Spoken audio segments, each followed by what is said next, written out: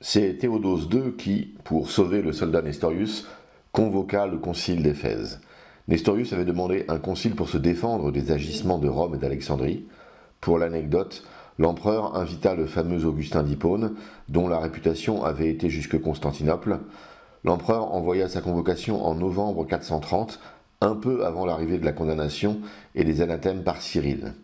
Augustin était mort en août 430 et Constantinople n'était pas encore au courant.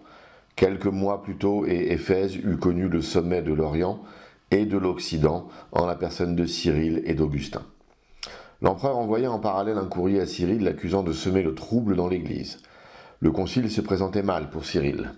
On voit par un courrier de l'empereur à Célestin qu'il considérait bien Nestorius excommunié à cause de l'ultimatum des 10 jours posé par Célestin. Il demandait si Nestorius pouvait paraître au concile comme membre. Célestin demanda à ce qu'on agisse avec charité, afin de laisser à Nestorius une ultime occasion de se repentir de ses erreurs. Le concile était prévu pour la Pentecôte 431 à Éphèse. Célestin choisit de se faire représenter par des légats. Nestorius avait tablé sur le fait que Cyril n'oserait pas se rendre à quelque chose fait par l'empereur, et qui lui était donc favorable en termes d'organisation. Mais une fois Pâques passé, Cyril se mit en route pour Éphèse. Célestin avait remis les instructions suivantes à ses légats. Il leur demandait de s'aligner en tout sur Cyril. Dans l'ordre de préséance de la pentarchie, Célestin devait parler premier, Nestorius en deuxième, s'il choisissait de venir, puis seulement Cyril. Donc techniquement, si Nestorius venait, en l'absence de Célestin, il devenait président du concile. C'est ce que Célestin évita en cédant sa préséance à Cyril, qui put ainsi présider les débats.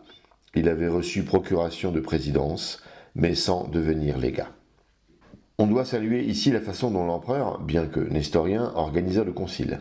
Il était représenté par un officiel auquel il donna le mandat suivant. Il lui était interdit de prendre part aux délibérations dogmatiques. Il devait s'assurer que seuls les évêques puissent prendre part à la discussion. Il devait s'assurer que des moines ou des laïcs extérieurs à la liste des convoqués ne viennent semer le trouble et la confusion. Il devait s'assurer que chaque évêque puisse s'exprimer librement, et enfin il devait empêcher les évêques de quitter le concile avant qu'une conclusion n'ait été trouvée.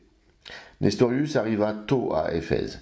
Il vint avec 16 évêques et beaucoup de gens armés. Cyril vint avec près de 50 évêques. Lui seul représentait la moitié des votants. Juvénal de Jérusalem arriva un peu en retard. Nombre d'évêques furent en retard car les distances étaient souvent trop longues pour relier Éphèse en partant de son diocèse après Pâques. Le concile n'était pas vraiment ouvert, mais les premières discussions avaient lieu. Cyril essayait déjà de gagner des suffrages chez les autres évêques. Nestorius déclara à un moment « Jamais je n'appellerai Dieu un enfant de 2 ou 3 mois.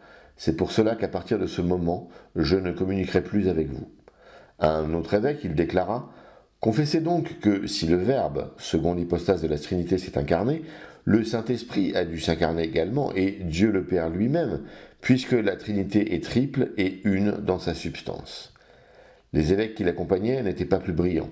« Tout en trouvant les Juifs coupables, je ne les condamne pas comme déicides, car ils n'ont pas tué le Dieu, mais l'homme seulement, déclara un de ces évêques accompagnant Nestorius. Les témoignages à charge s'accumulaient, mais Jean d'Antioche et ses évêques ne venaient toujours pas. Arrivèrent enfin 2 premiers évêques antiochiens, porteurs d'une lettre du patriarche Jean, donnant sa bénédiction pour que le concile démarre sans lui. Il est possible que Jean ne voulait pas assister à la condamnation de celui qui fut un prêtre à lui et un de ses amis. La première session put donc avoir lieu le 22 juin 431. Nestorius refusa de s'y rendre, ce qui montre un caractère assez particulier. Le représentant de l'empereur voulut retarder le début du concile pour attendre les Antiochiens, mais comme le mandat donné par l'empereur donnait clairement le pouvoir aux évêques, Cyril, président du conseil, le déclara ouvert. Le concile démarrait avec 16 jours de retard. Les évêques procédèrent ainsi. Ils lurent le symbole de Nicée-Constantinople. Puis ils lurent les lettres que Cyril avait envoyées à Nestorius pour défendre la position orthodoxe, et les lettres que Nestorius avait envoyées à Cyril pour défendre sa position. Après les lectures, les évêques se retrouvèrent sur la déclaration suivante. « Quiconque n'anathématise pas Nestorius sera lui-même anathème, car il est anathématisé par la vraie foi et le Saint Concile. Quiconque est en communion avec Nestorius doit être anathème. Nous tous, nous anathématisons la lettre et la doctrine de Nestorius. Nous tous, nous anathématisons l'hérétique Nestorius et ses partisans, ainsi que sa foi impie et sa doctrine également impie. » Les lettres de Célestin et Cyril à Nestorius furent également lues.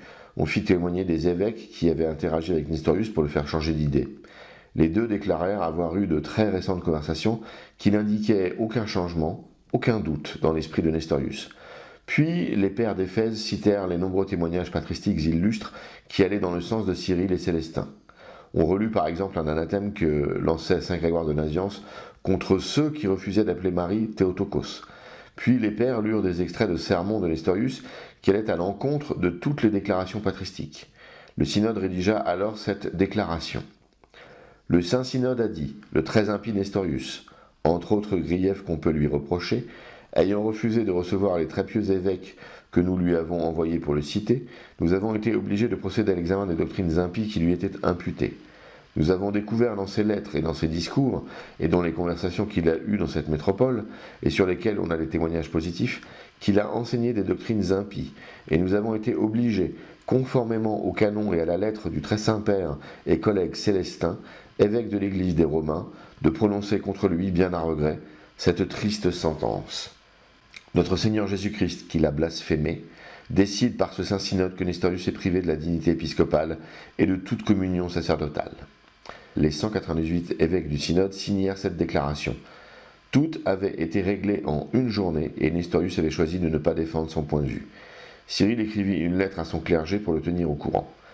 Sachez que le Saint-Synode s'est réuni le 28e jour du mois Poni, dans la grande église de la cité d'Éphèse, appelée Marie, Mère de Dieu. Après une session qui a duré toute la journée, le blasphémateur Nestorius a été condamné sans qu'il ait osé se présenter devant le Saint Concile. Nous l'avons déposé et privé de la dignité épiscopale. Nous étions environ 200 évêques. Tout le peuple de la cité attendit depuis le matin jusqu'au soir le jugement du Saint Concile. Dès que l'on connut que le blasphémateur était déposé de sa dignité, tous, d'une voix unanime, commencèrent à louer le Saint-Synode et à glorifier Dieu de ce que l'ennemi de la loi était abattu. Aussitôt que nous sortîmes de l'église, on nous conduisit jusqu'à nos maisons en nous éclairant avec des torches et des flambeaux. Toute la ville était en fête et illuminée. Des femmes portant des cassolettes où brillait de l'encens marchaient devant nous. » Fin de citation. La sentence fut donnée à Nestorius en ces termes. Le Saint Concile assemblé à Éphèse par la grâce de Dieu et par ordre de nos très pieux empereurs, à Nestorius, nouveau Judas. Sache que, à cause de tes doctrines impies et ta désobéissance au canon, tu as été déposé par le Saint Concile, conformément aux lois de l'Église, et déclaré privé de toute dignité ecclésiastique, le 22e jour du présent mois de juin. La sentence fut publiée par les crieurs et envoyée à Constantinople. Nestorius prépara sa contre-attaque avec l'aide du légat de l'empereur qui n'avait pas apprécié qu'on démarrât sans les Antiochiens. C'était également l'angle d'attaque voulu par Nestorius. Une lettre signée par 10 évêques favorables à Nestorius fut envoyée à l'empereur.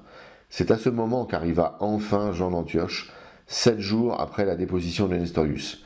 Le légat de l'empereur empêcha les évêques du concile qui avaient déposé Nestorius d'en avertir Jean d'Antioche. Celui-ci organisa une sorte de concile parallèle pour condamner Cyril sur de faux prétextes d'hérésie qu'il déclarait déceler dans les 12 fameux anathèmes. L'empereur, averti par les deux camps de la situation, ordonna que tout le monde restât à Éphèse et qu'on puisse enfin tenir une réunion avec tout le monde.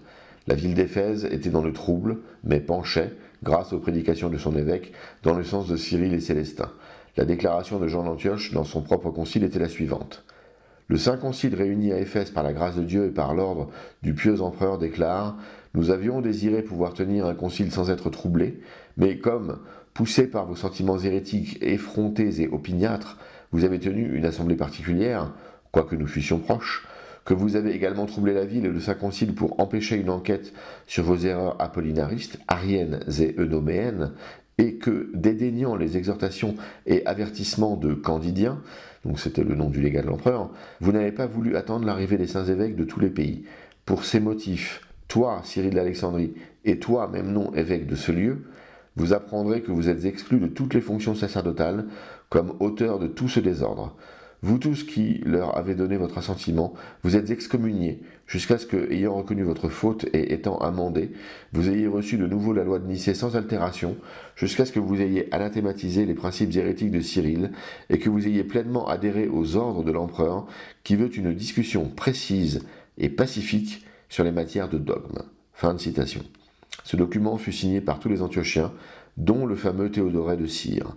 Jean essaya même de faire ordonner un nouvel évêque dans la ville, mais la population l'empêcha. Candidien voulut empêcher Cyril de célébrer le service divin du dimanche, mais également sans succès. Cyril fit tenir une nouvelle session des orthodoxes le 10 juillet. Il lut la lettre suivante qui émanait de Célestin. La réunion des prêtres atteste la présence du Saint-Esprit. Si l'Esprit de Dieu se trouve au milieu de 2 ou 3 assemblés en son nom, que doit-on dire d'une réunion où se trouve un si grand nombre de saints ?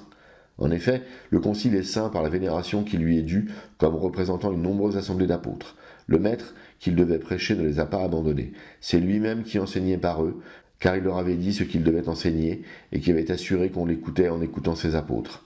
Cette fonction de renseignement a passé à tous les évêques.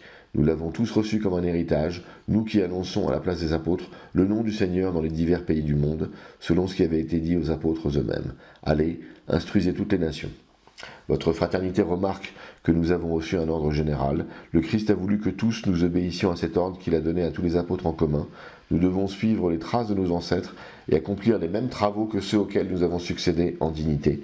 Fin de citation. On remarquera le ton très synodal et pas du tout papiste de la lettre de Célestin. Puis le lendemain eut lieu une 3e session dans la maison même de même nom. Ces 2 sessions ne firent qu'entériner ce qui avait été décrété auparavant.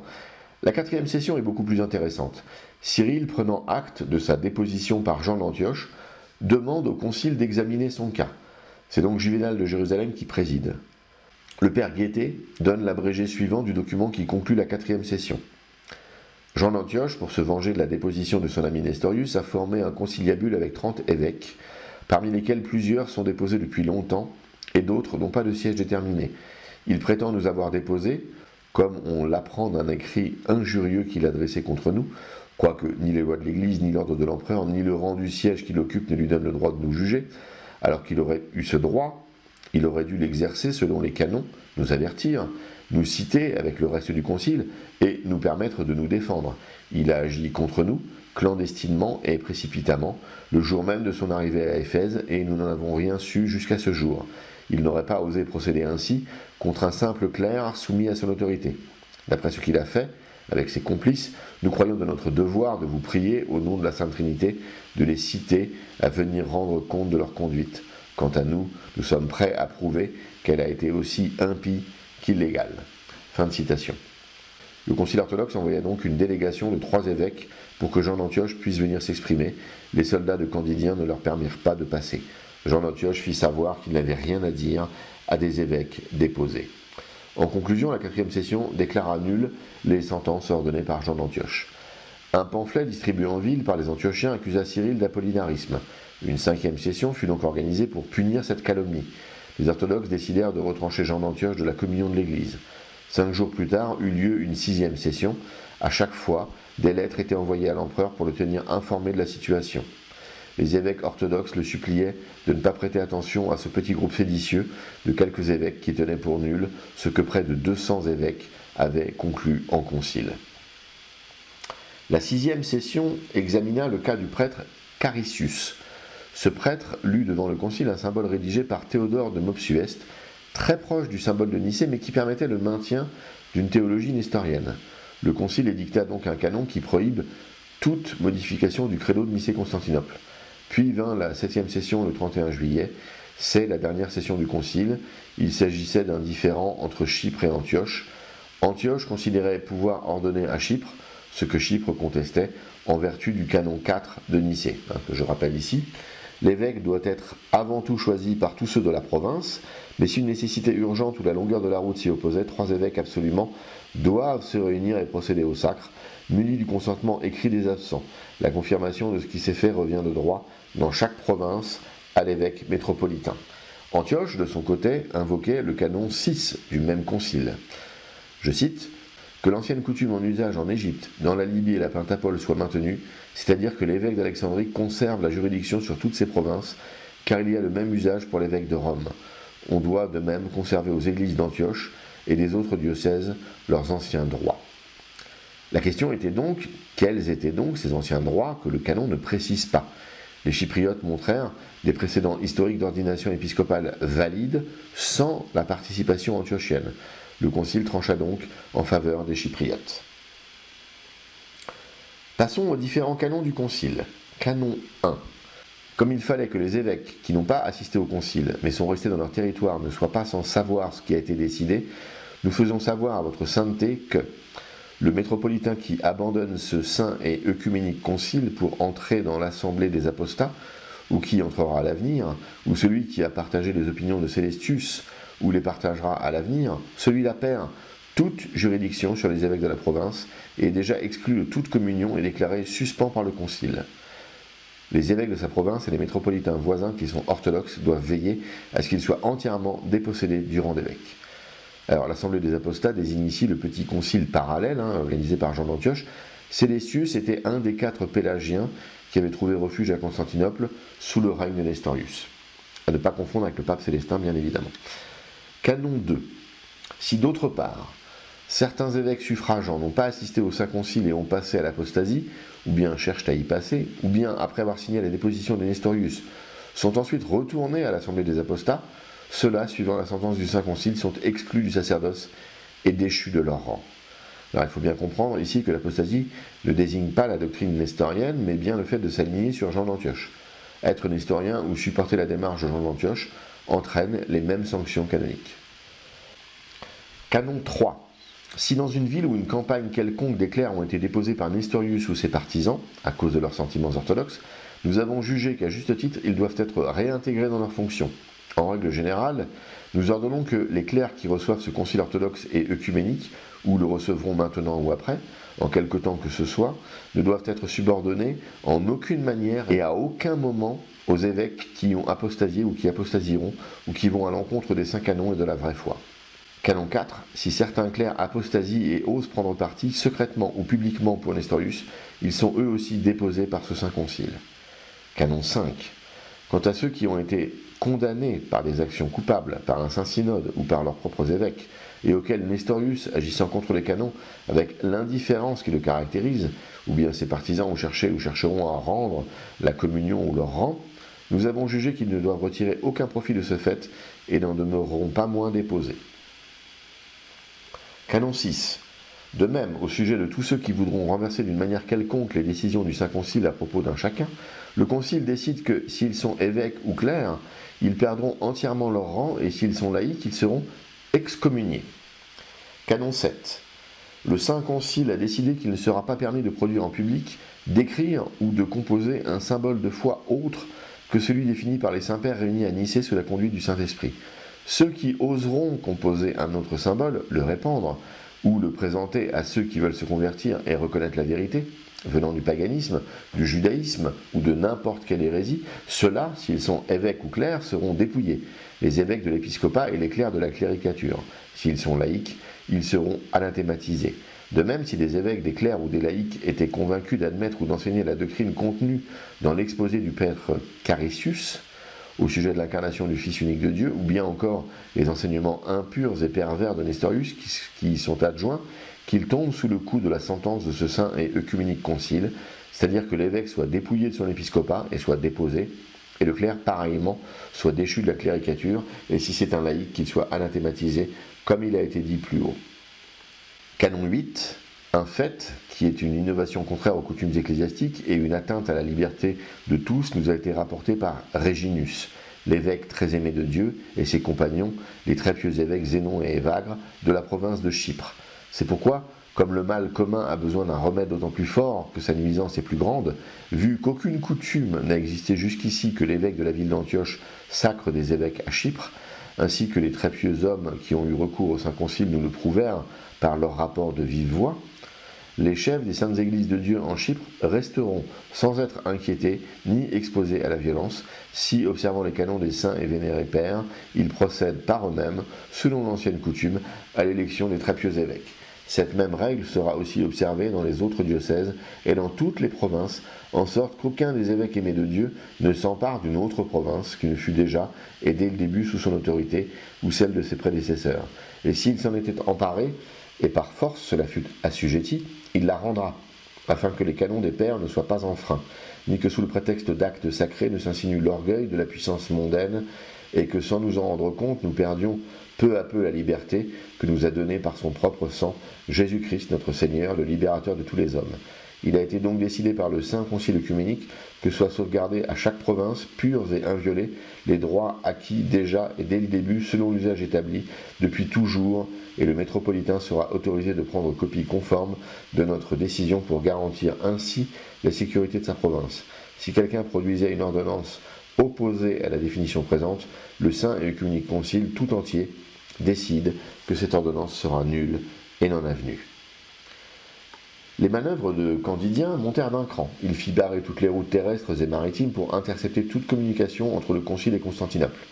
Cyril put faire passer une lettre en secret jusqu'à un archimandrite, Dalmatius, qui put saisir l'empereur à qui la situation était cachée. Partout dans Constantinople, les moines faisaient pousser ce cri au peuple « Anathème à Nestorius ». L'empereur, abreuvé d'informations partielles et contradictoires, prit les décisions suivantes. Il confirma les dépositions de Nestorius, de Cyril et de Memnon, c'est-à-dire qu'il tint pour valide et le concile véritable et le concile parallèle de Jean d'Antioche. Il ne dit rien sur Jean d'Antioche et il envoie un nouvel émissaire, le comte Jean, un trésorier. Celui-ci essaya de réunir tout le monde dans le lieu qu'il occupait afin de lire à tous le courrier de l'empereur, mais chaque camp refusait la présence de l'autre pour cause de déposition. Nestorius et Jean ne voulaient pas voir Cyril et Memnon déposés par leur concile, et Cyril et Memnon refusaient de voir Nestorius, dont ils réclamaient l'éloignement conformément au concile véritable. Jean usa un peu de force pour faire lire la lettre, mais sans que Cyril ni Nestorius ne soient présents. Jean annonça les dépositions voulues par l'empereur. Memnon, Nestorius et Cyril furent arrêtés. Les évêques du concile écrivirent une lettre aux deux empereurs d'Orient et d'Occident. La lettre était ferme. Elle rappelait que l'édit impérial ne voulait que confirmer ce qui avait été décidé en concile, et que donc cet édit n'était pas conforme à la vérité du concile où jamais Cyril n'avait été déposé. La lettre rappelait aussi la mauvaise attitude des évêques antiochiens. La lettre demandait de surcroît aux empereurs d'envoyer des ambassadeurs de confiance à Constantinople et à Éphèse, s'ils étaient intéressés par la vérité. Cyril, depuis sa prison, écrivit une lettre au clergé et au peuple de Constantinople, leur demandant de ne pas croire aux mensonges du courrier impérial. Le comte Jean se trouvait dans une position inconfortable. Il essaya de manœuvrer pour que le concile véritable et les Antiochiens arrivent à un accord. Le concile exigeait qu'Antioche lance l'anathème sur Nestorius et sa doctrine. Le problème était que les Antiochiens eux-mêmes étaient divisés. Cyril envoya des lettres régulièrement à Constantinople pour tenir la ville au courant des discussions des Antiochiens et pour empêcher le comte Jean de tromper tout le monde avec de faux rapports. Cette situation durait depuis 3 mois. Les évêques étaient détenus dans des conditions déplorables. Plusieurs moururent d'épuisement. Cyril envoya une lettre au clergé de Constantinople, leur demandant d'intercéder auprès de l'empereur relativement à cette situation. C'est Juvénal, présidant le concile depuis l'incarcération de Cyril, qui signa le document envoyé à l'empereur. Cyril passait le temps en écrivant pour expliciter la théologie liée aux anathèmes. Les Antiochiens essayaient d'abreuver l'empereur de courriers pour expliquer que Cyril était un hérétique. Ils voulaient le faire passer pour un apollinariste. Théodose le Jeune, empereur d'Orient, prit alors la décision d'entendre des représentants des deux partis. 8 évêques de chaque camp se présentèrent donc devant l'empereur. Le parti orthodoxe était représenté par les légats du pape, Juvénal de Jérusalem et d'autres évêques. Cyril, emprisonné, n'eut pas le loisir de venir exposer sa doctrine en personne. Côté antiochien, Jean d'Antioche, Jean de Damas et Théodoré de Cyrre sont les plus éminents à citer parmi les 8. Théodose les reçut à Chalcédoine, ville voisine de Constantinople, mais de l'autre côté du Bosphore. Théodose trancha en faveur du parti orthodoxe contre Antioche, mais il restait très irrité de la division qui perdurait dans l'Église. Cyril et Memnon furent délivrés de prison, confirmés dans leurs sièges épiscopaux, et Nestorius obligé d'entrer dans un couvent. Il fit procéder à l'élection du nouveau patriarche de Constantinople, Maximien, puis déclare la dissolution du concile d'Éphèse. Cyril parvient à Alexandrie le 30 octobre 431 et reçoit une lettre très cordiale de Maximien. Le parti antiochien fut, on l'imagine, très amer de l'issue des choses. Ce parti, ne pouvant admettre sa défaite, imagina plusieurs théories absurdes où Cyril aurait corrompu des gens influents à Constantinople pour emporter la décision impériale. Il vit également en Pulchérie, la sœur de l'empereur, une figure de proue contre Nestorius, et les rumeurs les plus négatives circulèrent aussi contre elle à Antioche. Ainsi se termina le concile d'Éphèse, dans une certaine amertume et division. Le terme Théotokos était devenu au 5e siècle ce que le terme homoousios avait été au 4e. J'aimerais préciser pour conclure qu'il ne faudrait surtout pas croire que l'empereur a fixé la théologie de l'Église par son choix. Il n'a fait qu'entériner la décision d'un concile œcuménique. Le père Vladimir écrit Un concile œcuménique ne pouvait non plus, malgré sa déférence pour l'empereur, le prendre pour juge de la doctrine. Théodose le comprit, il approuva donc la déposition de Nestorius et donna ordre de mettre Cyril et même non en liberté. On peut lire ça dans son tome 4 de l'Histoire de l'Église du Monde, page 377. On ne peut que saluer la sagesse de ce jeune empereur, qui se montra d'une certaine façon plus sage que les évêques des deux partis, car il ne prit aucune mesure contre les Antiochiens, ce qui favorisa un rapprochement ultérieur. En effet, Éphèse fut acceptée universellement sauf à Antioche. Cyril écrivit à un évêque antiochien pour lequel il avait du respect, afin de ne pas le laisser à penser qu'il était véritablement apollinarien. Cette lettre permit probablement de clarifier bien des choses. En effet, Jean d'Antioche et ses partisans adressèrent ensuite un courrier à Sixte III, le successeur de Célestin, Cyril d'Alexandrie et Maximianus de Constantinople, dans lequel ils reconnaissaient enfin la condamnation de Nestorius, ainsi que l'élection de Maximianus. Il se peut aussi que Nestorius lui-même permit à Jean d'ouvrir les yeux. Dans son couvent, il continuait à professer ses hérésies et maudissait ceux qui l'avaient condamné. Jean le chassa alors d'Antioche, et il mourut dans son entêtement dans les déserts d'Égypte, où il se voyait comme un martyr de la foi. Pour que la clarification et la réconciliation soient totales, Cyril exigea que Jean d'Antioche et ses partisans explicitent ces erreurs de Nestorius qu'il condamnait. La lettre reçue fut parfaitement orthodoxe, et Cyril rétablit alors la communion rompue avec Antioche.